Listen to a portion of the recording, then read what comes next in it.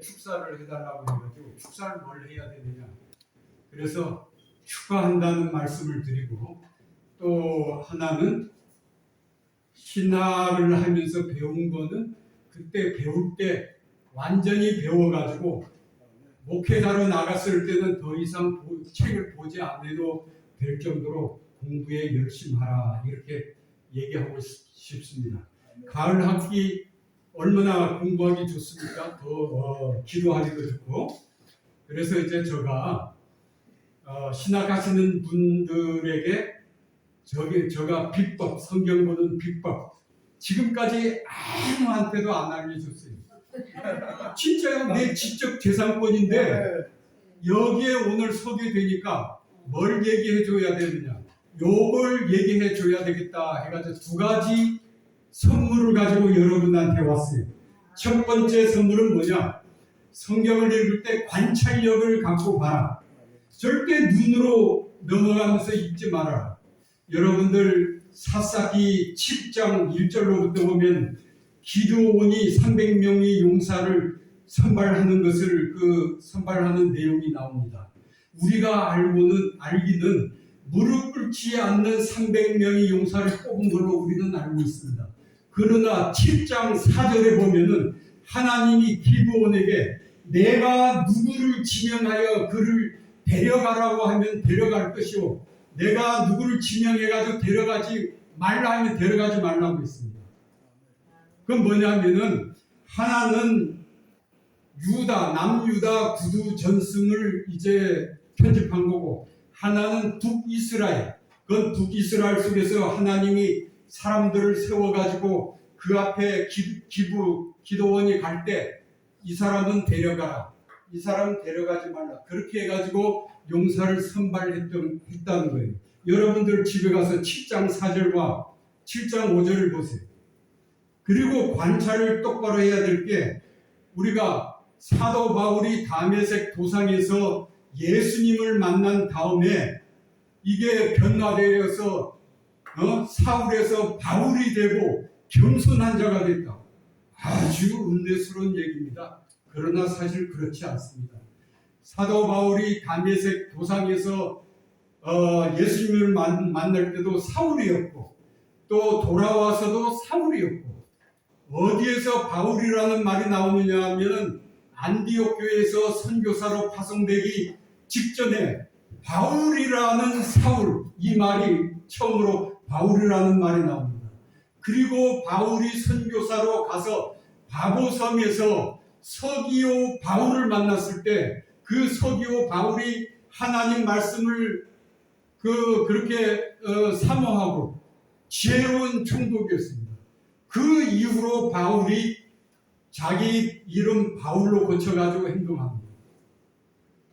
또 그 관찰력으로 이렇게 보다 보면 바울이라고 하는 사울, 결국 그때까지는 사울이라는 겁니다. 그런데 바울이라는 것은 로마식 이름이에요. 사울은 유대식 이름입니다. 그러면 로마 시민권자인 바울이 시민권 받을 때 바울이라는 이름과 유대인으로서 사울이라는 이름을 갖습니다. 그럼 여러분 관찰력은 여기서 뭐라고 하는 것을 봐야 됩니다. 그걸 성경 검색 프로그램에 보면은 베드로라고 하는 시몬, 베드로는 헬라어입니다. 시몬은 정확히 하면 시메온인데 그건 유대식 이름입니다. 마가라고 하는 요한, 그러면 마가는 로마식 이름입니다. 요한은 유대식 이름입니다. 유스도라고 하는 요셉, 하면 유스도는 로마식 이름이고 요셉은 히브리식 이름입니다. 디모드라고 하는 도마.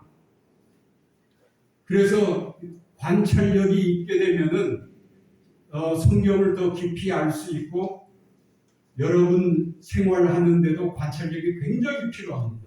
관찰력 있게 성경을 봐라. 절대 눈으로 읽지 마라. 절대 읽으려면 소리내서 읽어라. 두 번째는 신앙적 의문을 갖고 성경을 봐라 입니다. 그러면 법에는 합리적인 의심이라고 있습니다. 합리적인 의심을 해야만 검사가 진술을 밝혀내고 기소하고 판사가 진술을 밝혀내가지고 판결을 했습니다. 우리 기독교에서는 이걸 갖고 신앙적 의심이라고 합니다. 그걸 가져야만 성경을 바로 볼 수가 있다는데 저는 의심이라는 말을 싫어하기 때문에 신앙적 의문이라고 합니다. 어떤 내용을 의아하고 궁금해야 한다는 의미로 이렇게 봤을 때 여러분 창세기 12장에 보면은 아브라함이 사례를 기근을 피해가지고 이집트 파라오한테 가가지고 누이라고 합니다.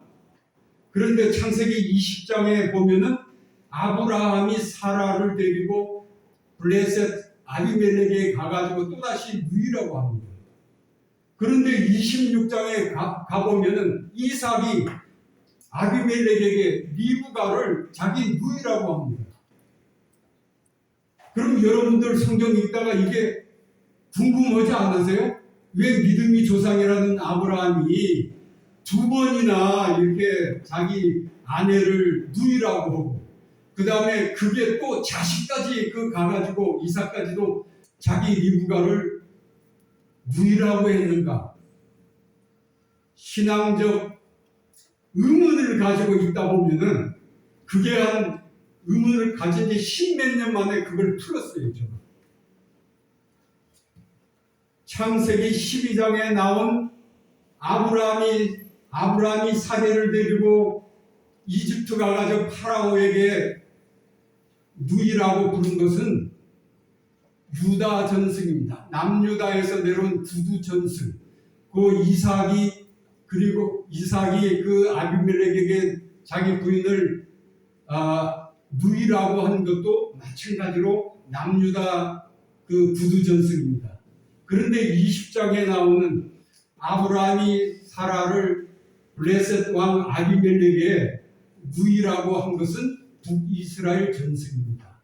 그래서 북이스라엘 전승과 남유다의 전승이 북이스라엘 멸망 후에 남유다에서 편집되면서 어느 걸 하나를 없애버리고 하나를 선택하는 게 아니라 둘 다 사실적인 내용으로 알고 있기 때문에 둘을 합쳤고 또한 북이스라엘이 망하면서 남유다로 피난 온 그 이스라엘 백성들이 있었기 때문에 그들을 청중으로 그들에게도 들려줘야 되기 때문에 두 가지 사항을 경전 편집자들이 죽이지 않고 살렸던 겁니다. 우리가 두 가지 선물입니다. 첫째는 관찰력, 두 번째는 신앙적 의문을 가지고 성경을 봐라. 나중에 3, 4, 5, 6, 7, 8 있습니다. 그거는 언제가 기회 있을는지 모르지만 여러분 두 가지만 가져도 성경을 충분히 깨달을 수 있는 좋은 계기가 될 겁니다. 감사합니다. 부산혁신 총재 및 박영수 목사님 축사 말씀 듣겠습니다. 먼저 국제 종이신학 개강 예배를 진심으로 축하드립니다.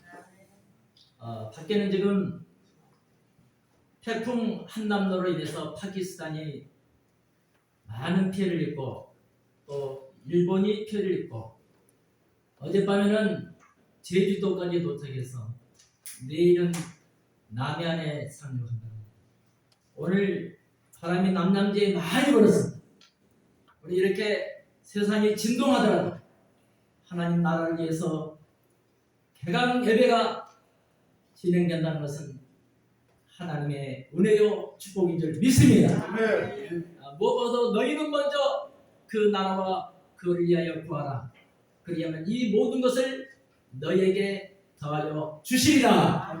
이 모든 신학생 여러분들은 이 나를 위한 것이냐 하나님의 할 것이냐 이것을 잘 판단해서 나아가신다는 놀라운 역사들이 일어나게 될 줄로 믿습니다.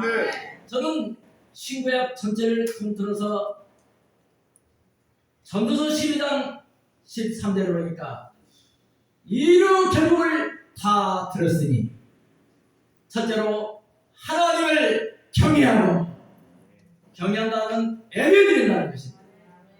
두 번째는 그 명령을 지킬지어다. 그 명령이 32,500가지 약속 중에서 마태복음 28장 18절로 20절에 있는 말씀으로 압축이 되더라고요.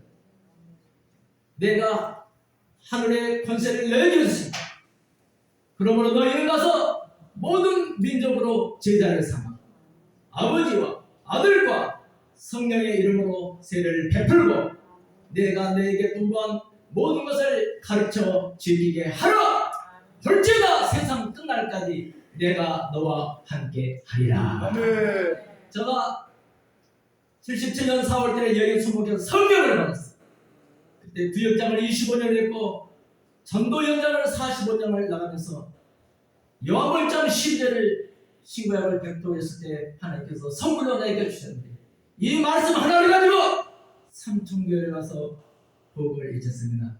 한번 오른손을 높이 들고 한번 명절기도 해보시다. 할렐루야! 따라하겠습니다. 사랑의 주님! 나는 죄인입니다. 오늘부터 예수 그리스도를 나의 주님으로 영접합니다. 지금부터 천국 갈 때까지 행복하게 살다가 하나님 나라에 들어가게 도와주세요. 예수님 이름으로 기도하시니 아멘하세요. 모든 영을 하나님 올려드립니다. 개인적인 기도 한번 부탁드리겠습니다. 오다가 그 교통사가 경미하게 났거든요. 이게 서 있는데 생각하고 서 있는데 우리 차가 처음에 약간 뒤로 밀려가지고 조금 접촉돼 났는데 이걸 가지고 또 뒤에서 열어가지고 지금 모살을 흡수되어 있습니다. 그래서 제가 할 대로 하라고 양보를 다 했습니다만은 한번 기도 1분만 부탁드리겠습니다. 자, 주여 3절 1번 해주시죠. 주여! 주여! 주여! 주님께 영광을 올려드립니다. 주님께 영광을 올려드립니다. 모든 영광 받아 주시옵소서. 예수 이름으로 축복하고 기도합니다. 아멘. 잘 해결될 줄 믿습니다, 총재님. 이 시간에는 실무 총재님 백이상 목사님 축사 말씀 듣겠습니다. 그 다음에 최태순 목사님 등단해 주시고 또 장영 교수님 등단해 주시고 이제 축사 끝입니다. 이사.